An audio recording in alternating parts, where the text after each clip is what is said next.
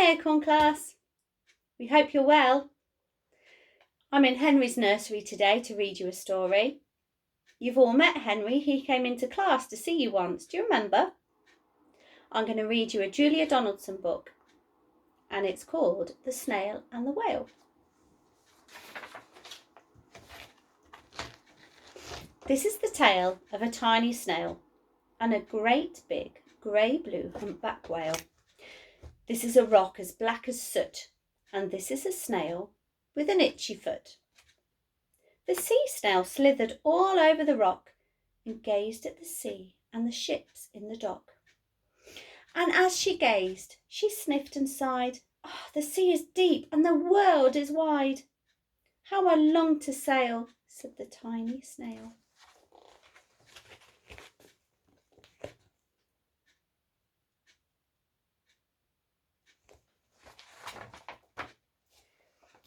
These are the other snails in the flock, who all stuck tight to the smooth black rock and said to the snail with the itchy foot, "Be quiet, don't wriggle, sit still, stay put." But the tiny sea snail sighed and sniffed, then cried, "I've got it, I'll hitch a lift."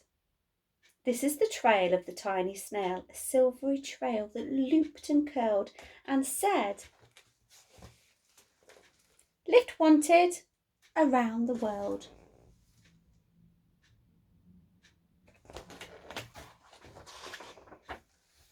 This is the whale who came one night when the tide was high and the stars were bright, a humpback whale immensely long who sang to the snail a wonderful song of shimmering ice and coral caves and shooting stars and enormous waves.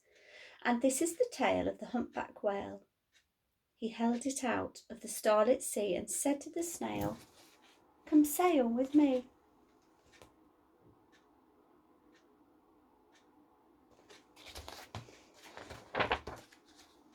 This is the sea so wild and free that carried the whale and the snail on his tail to towering icebergs and far off lands.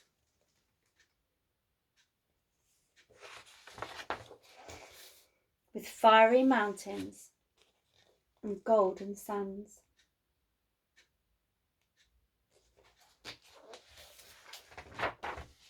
These are the waves that arched and crashed, that foamed and frolicked and sprayed and splashed the tiny snail on the tail of the whale. These are the caves beneath the waves, where stripy fish with feathery fins and sharks with hideous toothy grins swam round the whale and the snail on his tail.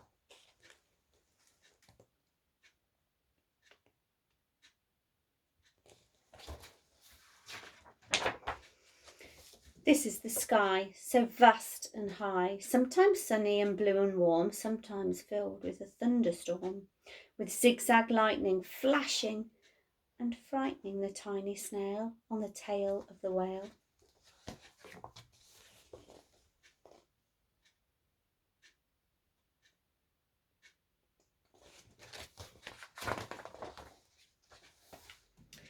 And she gazed at the sky, the sea, the land, the waves and the caves and the golden sand.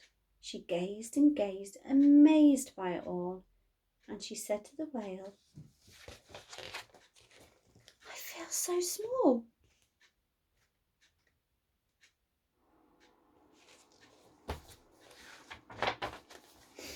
But then came the day the whale lost his way.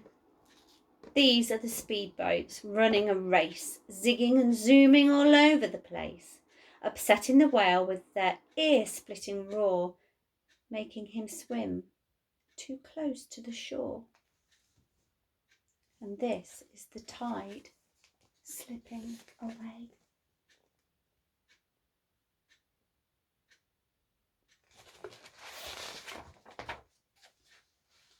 And this is the whale lying beached in a bay.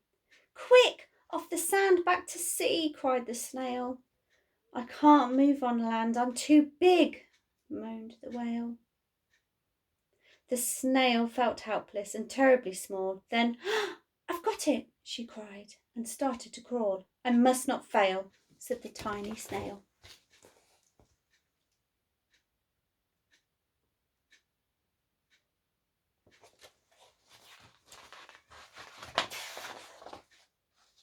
This is the bell on the school in the bay, ringing the children in from their play. This is the teacher holding her chalk, telling the children, "Sit straight, don't talk." This is the board, as black as soot, and this is the snail with the itchy foot. "A snail, a snail!" The teacher turned pale. "Look," say the children, "it's leaving a trail." This is the trail of the tiny snail, a silvery trail saying, "Save the whale!"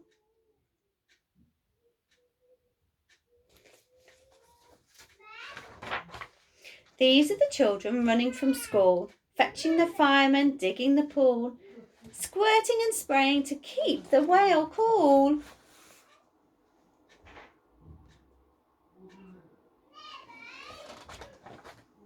This is the tide coming into the bay, and these are the villagers shouting, "Hooray!" as the whale and the snail travel safely away.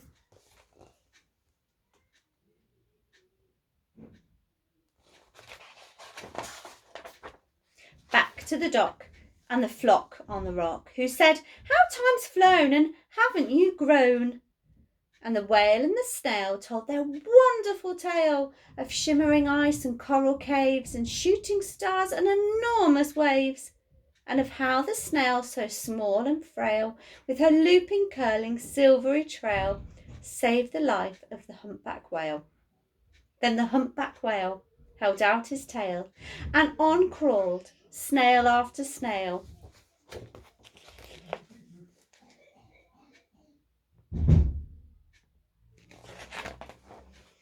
And they sang to the sea as they all set sail on the tail of the grey-blue humpback whale.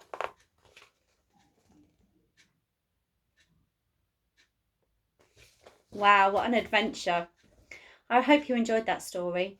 We hope to see you soon, and we send you all our love. Miss you lots. Bye.